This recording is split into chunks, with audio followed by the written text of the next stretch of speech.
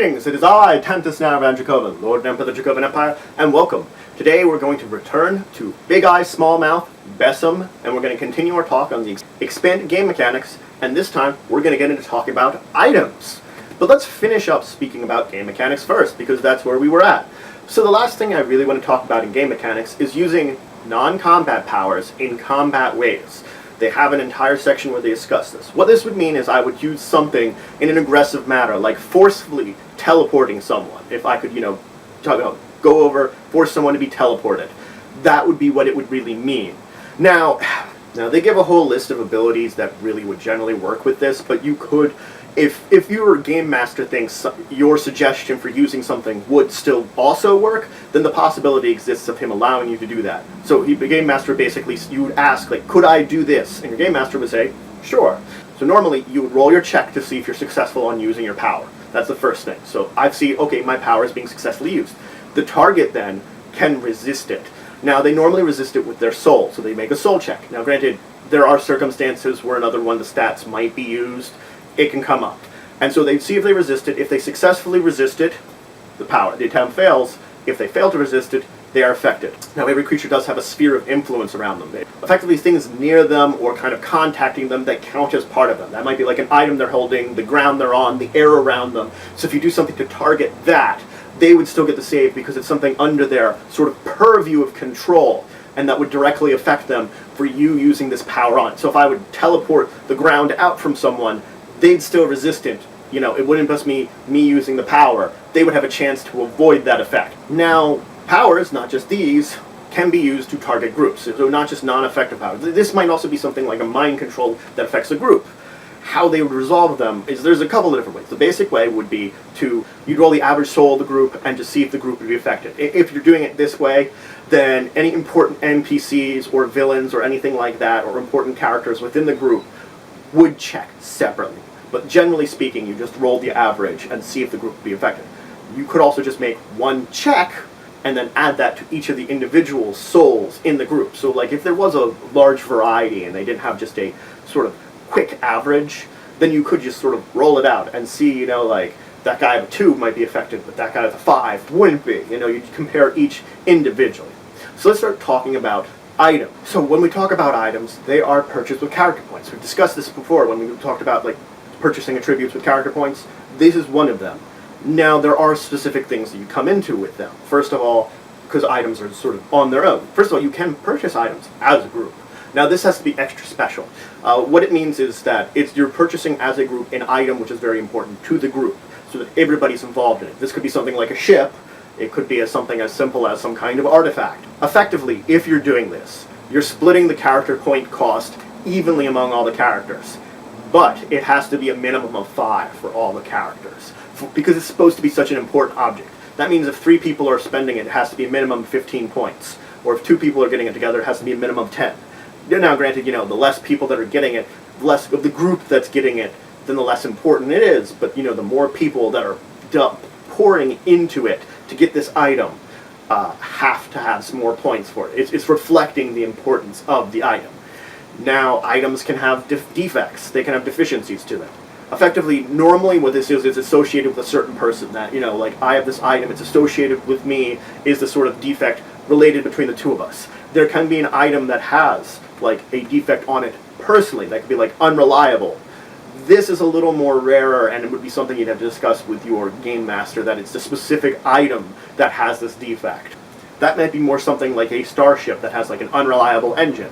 Now, a character's health points is equal to its armor value. It's a good way of figuring out how much health an item has.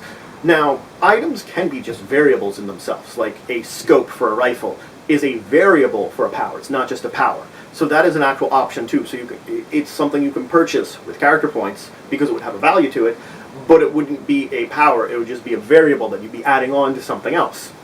Now, there is mundane items. Mundane items are anything that your game master might dub that would be so unimportant, or that you wouldn't have to spend character points on it. That could be like something like, if you're in a modern world, everybody would have some kind of basic cell phone. You wouldn't have to spend character points on it. You could just have some kind of basic cell phone, whether it be smartphone or flip phone, depending on your sort of time in the modern period. They would just, it's realistic for them to have it. it would be a mundane item. Now the problem with mundane items is, yes, I can have like a whole bunch of these, they're not protected by character points. What it means is if it's protected by character points, it means that if I have an item protected by character points and so something happened to it, I could easily get a replacement for it. You know, it's like whatever, however it would be a way for me to replace it or repair it, so in a situation that I would still have it and I don't lose those character points. The character points protect the item. On the other hand, with the mundane, they don't. Now in a game, you can actually still borrow items effectively, or get temporary items. This would be something like, you know, if an enemy drops an energy sword and you pick it up to fight, you could do that for like a scene.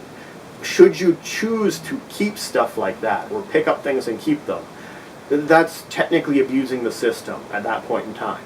Your game master is going to make maybe something happen to it, or something occur if you keep doing that. That would be bad for you. What you'd want to do is spend character points to keep whatever you have, because effectively, items are character points. So if I would pick up this sword and decide to keep it, I would have to spend character points on it to make it part of my character, instead of temporarily borrowing. Because the temporary part is what it would be. It would be temporarily picking it up. It's like, I picked this up because of circumstances, but it's not my weapon, so I'm not going to keep it. That's the basics of how you're going to use temporary items. And it could be anything, you know. The temporary item expands to whatever the situation relies on you grabbing something from the world that's around you temporarily. So the book lists a whole lot of items. It lists the level, any kind of variables, any kind of restrictions, the point cost, and the item cost. Now, items are actually, you know, when you figure out the abilities of an item, it costs half as much as it would need to normally purchase those abilities as character points. So if it would normally cost me 4 character points to get whatever I'm getting, like say kind of weapon attack, it would only cost me 2 to buy an item for. It's a little more restricted because I could lose said item. Now, the book, of course, does list a lot of weapons. It lists armors, it lists shields. Of course, the latter two, it does list like their type of protection and any kind of armor value they add. So you're getting all these stats, and these are the most basic of things that they're going to be listing: weapons, armor, and shields. They're the average item most characters are going to pick up if they're picking up an item. Now, the book also has a huge listing of example vehicles. This would range from anything from being a car to a mecha, and it gives you sort of how much points that these things are going to cost, and it gives you an idea. Now, granted, you can always customize these depending on what your character is, but this is the base. It gives a very good base start line for these vehicles. Now, it also does list some general items you could pick up. It talks about items of power, and it actually lists one item of power. Item of power would be something like a transformation item for someone. It has value, but it works a little differently. They do explain it in that section very well. Now, as I said, the item's health is equal to their armor rating. If the item's health reaches 0, then the item doesn't work anymore. Whether that be a vehicle or a weapon or a piece of armor, it doesn't work anymore. Now, the penetrating, of course, the armor penetration ability, it's great at getting damaging weapons. It's an excellent way of doing it. And they do have a chart in the book that lists a lot of different types of items and what their armor rating would be. Armor and health, you know, because they are the same. So it gives you an idea of what some of these things have for these stats.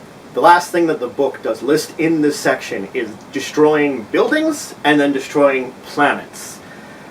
These have their own sets of special rules. Buildings have incredible amounts of armor, and you know, you could use a normal weapon that doesn't do an area effect to eventually take down a building. It would just take a very long time, because depending on the size of the building depends on how much armor it has, and you have to manage to do attacks which get through its armor in the first place to start doing damage to the building, to start having things occur with said building. On the other hand, it gets even more ridiculous with Planet, as you have to have an area effect that effectively is bigger than the planet almost. Well, it gives rules on what kind of area you need to affect a planet. It has to be a very large area depending on the size of the planet. And then you have to overcome its ridiculous armor to even start damaging it. So it could happen in a game, but it's going to be very rare, and it was going to be an exception, you know. It's because it can happen in anime that buildings get destroyed or planets get destroyed. They give the rules for it, so you're ready for it if it happens in your game. It's just, you're probably not going to have it happen in your game. from what I've been talking about for the anime series I've been making videos for, maybe building destroying might come up. I haven't gotten to the point of planet destroying yet. You never know. So that's it for today. I talked about using your non-offensive abilities in an offensive manner, and then I talked about items, giving all the rules for them, and talking a little bit about how they work. If you have any questions, comments, anything you want to say, anything you think I left out, please leave in the comments below. Please like this video if you enjoyed it. It shows your support for the channel and the Empire, and the videos I do.